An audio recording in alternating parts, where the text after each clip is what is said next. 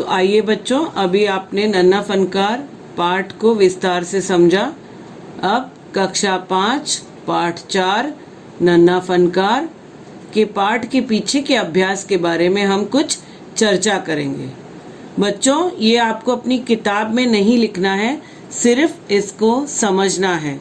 हम चर्चा कर रहे हैं, लिखना नहीं है, कोई कंफ्यूजन नहीं क्रिएट करना है, ठीक है। तो अब हम शुरू करते हैं। केशव की घंटियां। प्रश्न 1, माशा अल्लाह, ये घंटियां कितनी सुंदर हैं, तुमने खुद बनाई हैं? बादशाह अकबर ने यह बात किस लिए कही होगी? विकल्प देखेंगे। केशव के काम की तारीफ में। ख, यह जानने के लिए कि घंटियां कितनी सुंदर हैं। ग, केशव से बातचीत शुरू करने के लिए। घ, घंटियां किसने बनाई यह जानने के लिए। ण, क्योंकि उन्हें यकीन नहीं था कि 10 साल का बच्चा केशव इतनी सुंदर घंटियां बना सकता है। च, कोई और कारण जो तुम्हें ठीक लगता हो। तो यहाँ पर उत्तर क्या होगा? क्योंकि उन्हें यकीन नहीं था कि 10 साल का बच्चा केशव इतनी सुंदर घंटियां बना सकता है। प्रश्न 2, केशव पत्थर पर घंटियां तथा कड़ियां तराश रहा था।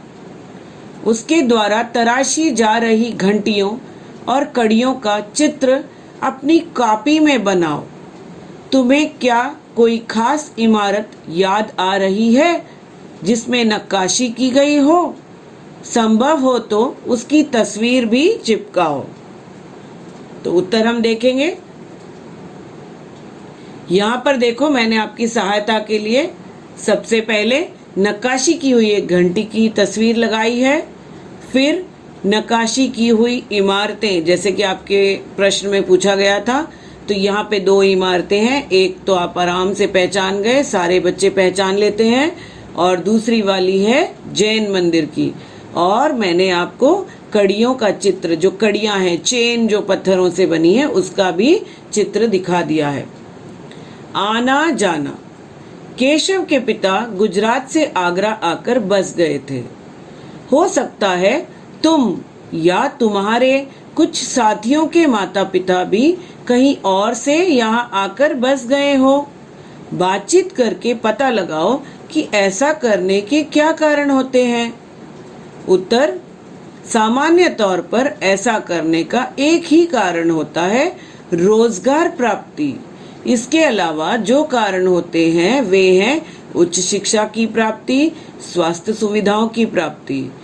यहाँ पर ये कहा गया है कि जब हमें गांव देहात में रहते हैं, वहाँ पे हमें नौकरी नहीं मिलती, और या फिर कभी हमें अच्छी अपॉर्चुनिटी मिलती है नौकरी की, तो हम अपना गांव या अपनी जगह जहाँ हमारे पुश्तैनी लोग रहते हैं उसे छोड़कर उस जगह आ जाते हैं जहाँ हमें नौकरी मिली है। प्रमुख कारण तो यही होता है। और कई बार हम जब उच्च शिक्षा के लिए भी अपने स्थान को छोड़कर जाते हैं, और कई बार यदि कोई बहुत बीमार है, उसे बहुत भयंकर कोई रोग है, वहाँ पर उनके यहाँ गांव में अस्पताल नहीं है बड़ा, या वो सुविधाएं नहीं है, यानी स्वास्थ्य सुविधाओं के लिए भी हम अपने जगह को, गांव देहात को छोड़कर उस जगह जाते हैं। कहानी से अब आपको प्रश्न पूछे जा रहे हैं कहानी से। प्रश्न, अकबर को पहरेदार की दखलंदाजी अच्छी क्यों नहीं लगी? उत्तर देखेंगे। अकबर को पहरेदार की दखलंदाजी इसलिए अच्छी नहीं लगी क्योंकि वे केशव से इत्मीनान से बात करना चाहते थे और उसके हुनर के बारे में विस्तार से जानना चाहते थे। यदि वहां पर खड़ा रहता पहरेदार तो उन्हें डिस्टर्ब होता, इसलिए। और पहरेदार के आने से क्या हुआ, केशव जो है वो थोड़ा घबरा गया, उसे पता चल गया कि ये जो है वो बादशाह है। तो वे इत्मीनान से बात कर, आराम से, बिना किसी टेंशन के बात करना चाहते थे। यदि केशव को ना पता होता कि वे बादशाह अकबर हैं तो वे और अच्छे से बात करता। तो इसीलिए यह पता लगते ही कि वह बादशाह हैं तो उसने थोड़ा सा नपातुला जवाब देना शुरू कर दिया था, इसीलिए जो है बादशाह अकबर को अच्छा नहीं लगा था। प्रश्न 4 देखेंगे। लगता है कोई बहुत बड़ा आदमी है। यहाँ पर बड़े आदमी से केशव का क्या मतलब है? यहाँ पर बड़े आदमी से केशव का मतलब है किसी प्रतिष्ठित और प्रभावशाली आदमी, यानी कोई बड़ा आदमी, कोई नेता होगा या कहीं का राजा होगा, ऐसा उसे लग रहा था। प्रश्न 5 हम देखेंगे। प्रश्न 5 है, खरगोश की सी कातिर आंखें। पशु पक्षियों की तुलना करते हुए और भी बहुत सी बातें कही जाती हैं, जैसे हिरन जैसी चाल। ऐसे ही कुछ उदाहरण तुम भी बताओ। तो कई बार हम कहते हैं ना, वह तो हाथी की मस्त चाल में चल रहा था। तो देखेंगे हम उदाहरण। कोयल जैसी आवाज, शेर जैसी दहाड़, गाय जैसी सीधी और हाथी जैसी मस्त चाल। प्रश्न 6, अकबर ने जब नक्काशी सीखना चाहा तो केशव ने उन्हें संदेह भरी नजरों से देखा। संदेह भरी यानी डाउट। उत्तर देखेंगे। केशव को संदेह इसलिए हो रहा था क्योंकि उसके हिसाब से एक बादशाह के पास नक्काशी करने से भी ज्यादा कई महत्वपूर्ण कार्य होते हैं, उनके लिए वे कार्य करना अधिक जरूरी है। तो केशव को लग रहा था कि नक्काशी करना तो बड़ा साधारण सा काम है और ये तो बहुत बड़े बादशाह हैं, इन्हें तो कई काम होंगे, बहुत बिजी होंगी इनकी लाइफ, तो ये क्यों ये छोटा सा काम सीखने आ गए। इसीलिए केशव ने उन्हें थोड़ा सा डाउट से देखा। प्रश्न 7 देखेंगे। केशव 10 साल का है, क्या उसकी उम्र के बच्चों का इस तरह के काम से जुड़ना ठीक है? अपने उत्तर का कारण जरूर बताओ। यहाँ पर आपको बताना है कि क्यों आपने हाँ या ना कहा। इस उम्र के बच्चों का इस तरह से काम से जुड़े रहना ठीक नहीं है, क्योंकि उस उम्र में पढ़ने लिखने और खेलने कूदने की होती है। इतनी कम उम्र से काम में लग जाने के कारण उनकी मानसिक और शारीरिक विकास कुंठित हो जाता है, अतः उन्हें पढ़ने में समुचित अवसर मिलना चाहिए। तो यहाँ पर क्या बताया गया कि यदि आप छोटी उम्र में ही काम करोगे तो पढ़ाई लिखाई कब करोगे? आपकी जो बॉडी है उसकी डेवलपमेंट, आपके दिमाग की जो विकास है वो कम हो जाता है, रुक जाता है और फिर आपको अच्छे से पढ़ाई लिखाई करने का मौका भी कम मिलता है। प्रश्न 8 देखेंगे। केशव बार बार सबको सुनाता। केशव सबसे क्या कहता होगा? कल्पना करें और अपने शब्दों में लिखें। वैसे तो यहाँ आपको कल्पना करके लिखना है, लेकिन चलिए मैं आपकी मदद करती हूँ। केशव सबसे यही कहता होगा, आज बादशाह मेरे पास आए थे, उन्होंने मेरे काम की बहुत तारीफ की, उन्होंने मुझसे नक्काशी का काम भी सीखा। मुझे बादशाह की ऐसी इच्छा पर हैरानी हुई, फिर भी मैंने उन्हें बहुत अच्छे से नक्काशी का काम सिखाया। सीखने के दौरान उन्होंने मुझे जी हजूर भी कहा। उन्होंने मुझसे काम जारी रखने को कहा ताकि कारखाने खुलने पर वे मुझे काम पर रख सकें। वे मुझसे बड़े ही प्रभावित हुए थे। अब शब्दों की निराली दुनिया। कुछ शब्द होते हैं, उनके बारे में हम जरा विस्तार से जानेंगे। प्रश्न 1, नक्काशी जैसी किसी एक काम को चुनो, बढ़ईगिरी, मिस्त्री इत्यादि, जिसमें औजारों का इस्तेमाल होता है। उन खास औजारों के नाम और काम पता करके लिखो। तो यहाँ पर आपको ऐसे काम ढूंढने, बढ़ईगिरी मतलब कारपेंटर का जो काम करते हैं, लकड़ी का काम करते हैं, और मिस्त्री जो कि कई बार हमारे यहाँ दीवार पे प्लास्टरिंग करते हैं और हमारे घर को बनाने में हमारी मदद करते हैं। तो बढ़ईगिरी में प्रयुक्त होने वाले औजारों के नाम। हथौड़ा लकड़ी या दीवार में कील ठोकने के लिए होता है। आरी, आरी क्यों होती है? आरी लकड़ी काटने के लिए होती है। पेचकस, पेच कसने के लिए होता है या निकालने के लिए, यानी स्क्रू ड्राइवर। आपको समझ में आ गया होगा। बर्मा छेद करने के लिए। रंदा लकड़ी की घिसाई करने के लिए होता है। जब लकड़ी रफ होती है ना तो उसको थोड़ा सा घिस देते हैं तो वो सॉफ्ट हो जाती है, ताकि उससे हमें कुछ भी घाव न हो। अभी हम ख देखेंगे।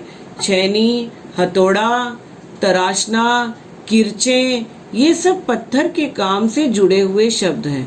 लकड़ी के दुकानदार और बढ़ई से बात करके लकड़ी के काम से जुड़े शब्द इकट्ठा करो और कक्षा में उन पर सामूहिक रूप से बातचीत करो। कुछ शब्द हम यहाँ दे रहे हैं। यहाँ पर कुछ शब्द आपको दे रहे हैं, परंतु जैसा कि अब आप बाहर नहीं जा सकते, लोगों से मिल नहीं सकते, बातचीत में सामूहिक बातचीत नहीं कर सकते हैं, तो मैं ही इस काम में आपकी मदद करती हूँ। आरी, रंदा, बुरादा, प्लाई, सूत, कील, हथौड़ी, कड़ी, फट्टा, पेंच, सनमाइका आदि। आप इस बारे में एक दूसरे से बात कर सकते हैं। मैंने आपको बहुत सारे शब्द दे दिए। आप अपने घर वालों से, अपने मम्मी पापा से भी इस बारे में बात कर सकते हैं। मुझे पूरा विश्वास है कि उन्हें इन सारे शब्दों के बारे में पता होगा और वो इन शब्दों के बारे में आपको विस्तार से बता देंगे।